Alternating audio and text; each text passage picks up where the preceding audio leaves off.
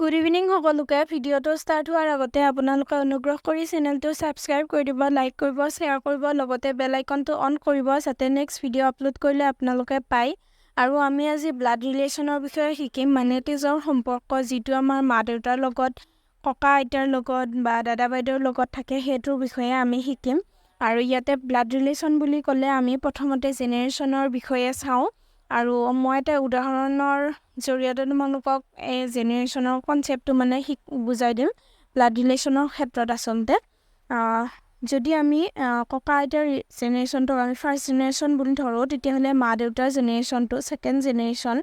আৰু আমাৰ জেনেৰেচন আৰু ইয়াতে মই সিবলিং লিখিছো সিবলিং মানে হৈছে একে মাকৰ যিকেটা সন্তান থাকে যেনে তোমালোকৰ নিজৰ বাইদেউ ফন্টি দাদা হেকেটা তোমালোকে সিবলিং কবা আৰু কাজিন হৈছে যিটো তোমালোকৰ খুৰা খুৰী মামা মামীৰ সন্তান হেকেটাক আমি কাজিন কও আৰু ইয়াতে ফোৰ্থ জেনেৰেচন হ'ব যিটো নেক্সট জেনেৰেচন আপকামিং জেনেৰেচন হেতু ফোৰ্থ জেনেৰেচন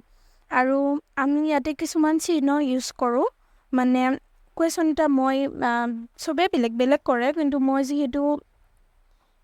কোৱেশ্যন বোৰত একেটা চিহ্ন ইউজ কৰিম গতিকে তোমালোকে এই চিহ্নকেইটা মনত ৰাখিবা বা নোট ডাউন কৰি ল'বা আমি মেলৰ কাৰণে স্কয়াৰ ইউজ কৰো আৰু ফিমেলৰ কাৰণে সাৰ্কল ঠিক তেনেদৰে আমি যেতিয়া মেৰিড কাপলৰ বিষয়ে থাকিব মানে ধৰা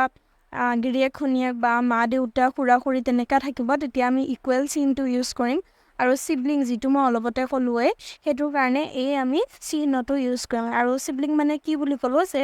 একে মাকৰ সন্তান মানে যাৰ মাক দেউতাক একেটাই তো হেতু হ'ব আৰু ইয়াতে আমি আৰু এটা চিহ্ন ইউজ কৰো জেনেৰেচন গেপৰ কাৰণে মানে ধৰা তোমালোকে এতিয়া বুজাব লাগে মাক পুতেক বা মাক জীয়েক বা তেনেকুৱা কিবা দেখুৱাব লাগিলে তোমালোকে এই চিহ্নটো ইউজ কৰিবা মই এটা উদাহৰণ দিছো যদি তোমালোকৰ বাপেক আৰু পুতেকৰ মাজৰ সম্পৰ্কটো দেখুৱাব লাগে তেতিয়া হলে তোমালোকে এইটো ইউজ কৰিবা মানে মই কোৱেশ্যন বোৰত এইটো ইউজ কৰিম আৰু কিছুমান স্পেশাল কেস থাকে যেনে ধৰা কিছুমান ঘৰত যে এটাই সন্তান থাকে এজনীয়ে ছোৱালী বা এজনীয়ে ল'ৰা তেনেকুৱা ক্ষেত্ৰত আমি অলপ বেলেগ চিহ্ন ইউজ কৰো মানে মেলৰ কাৰণেটো সেমে থাকিব ফিমেলৰ কাৰণে সেম থাকিব কিন্তু আমি বুজি পাবৰ কাৰণে ষ্টাৰটো ইউজ কৰো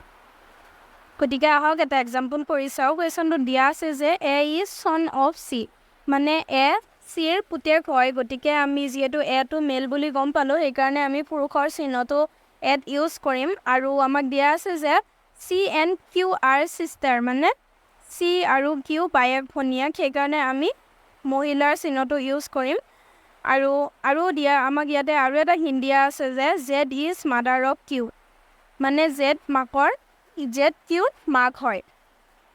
গতিকে আমি গম যেহেতু কিউ আৰু সি দুটা বায়েক ভনিয়াক গতিকে জেড টো সিৰো মাক হ'ব আৰু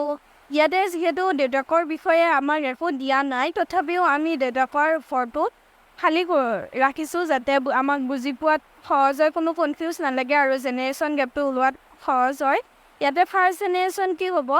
জেডৰ জেনেৰেচনটো মানে কিউ আৰু সিৰ মাক বাপেকৰ জেনেৰেচনটো ফাৰ্স্ট জেনেৰেচন কিউ আৰু সিৰ জেনেৰেচনটো সেকেন্ড হ'ব আৰু ইয়াতে থাৰ্ড জেনেৰেচন হ'ব এৰ জেনেৰেচনটো আৰু ইয়াত আমাক আৰু এটা হিন্ট দিয়া আছে কোৱেশ্যনটোত কৈছে যে P is son of Z গতিকে আমি গম পালো যে পি এটা পুৰুষ গতিকে আমি পিত আমি পুৰুষৰ চিহ্নটো ইউজ কৰিম আৰু যেহেতু কিউ জেডৰ ছোৱালী আৰু পি জেডৰ ল'ৰা গতিকে কিউ আৰু পি দুটা ভায়েক আৰু ভনিয়েক হ'ব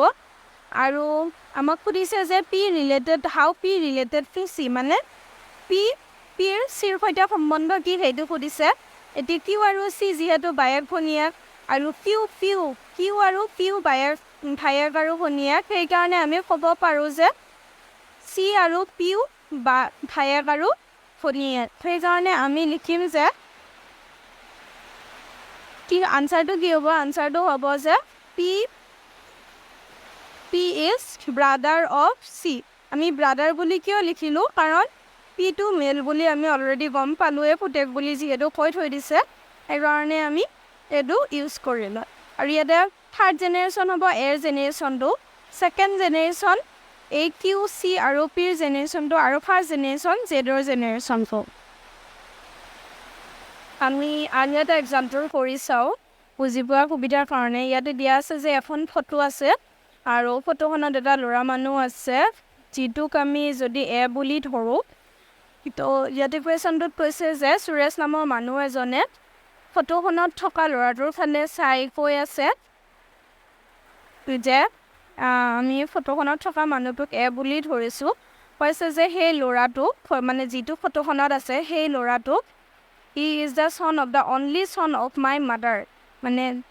অনলি সন বুলি কোৱাৰ কাৰণে এই ষ্টাৰ চিহ্নটো ইউজ কৰিলোঁ আমি আৰু সুৰেশৰ কৈ আছে আৰু তাত সি কৈছে যে অফ মাই মাদাৰ মানে কি সুৰেশৰ মাক সুৰেশৰ নিজৰ মাক যিহেতু সুৰেশে কথাটো কৈ আছে সেইকাৰণে মাই মাদাৰ বুলি কওঁতে সুৰেশৰ মাকক বুজাব গতিকে সুৰেশৰ মাকৰ একমাত্ৰ সন্তান বুলি কৈছে আৰু সন্তানৰ সন্তানটো ফটোত আছে মানে কি সুৰেশৰ মাকৰ একমাত্ৰ সন্তান মানে কি সি নিজৰ কথাই কৈছে সুৰেশৰ মাকৰ একমাত্ৰ এটাই সন্তান আছে যদি তেতিয়াহ'লে সেইটো সুৰেশে হ'ব গতিকে সুৰেশৰ পুতেকটো ফটোখনত থকাটো বুজাব যিহেতু সুৰেশৰ মাকৰ একমাত্ৰ সন্তানৰ সন্তান বুলি কৈছে সেইকাৰণে ফটোখনত থকা সন্তানটো তাৰ নিজৰ সন্তান এতিয়া ফাৰ্ষ্ট জেনেৰেশ্যন ইয়াতে থাৰ্ড জেনেৰেশ্যন ইয়াতে এৰ জেনেৰেশ্যনটো ক'ম ছেকেণ্ডটো আমি সুৰেশৰ জেনেৰেশ্যনক ক'ম আৰু ফাৰ্ষ্ট জেনেৰেশ্যন তাৰ মাকৰ জেনেৰেশ্যনটোক আমি ফাৰ্ষ্ট জেনেৰেশ্যন ক'ম আৰু আমাক ইয়াতে সুধিছে যে ল'ৰাটো সুৰেশৰ সৈতে সম্বন্ধ কেনেকুৱা মানে সিহঁতে কি সম্বন্ধত দুইটা মানে আছে তো এইটো হৈছে সুৰেশ ল'ৰাটোৰ বাপেক সেইকাৰণে আমি লিখিম যে Suresh is the father of that boy বাকী চেনেলটো ছাবস্ক্ৰাইব কৰিব লাইক কৰিব ধন্যবাদ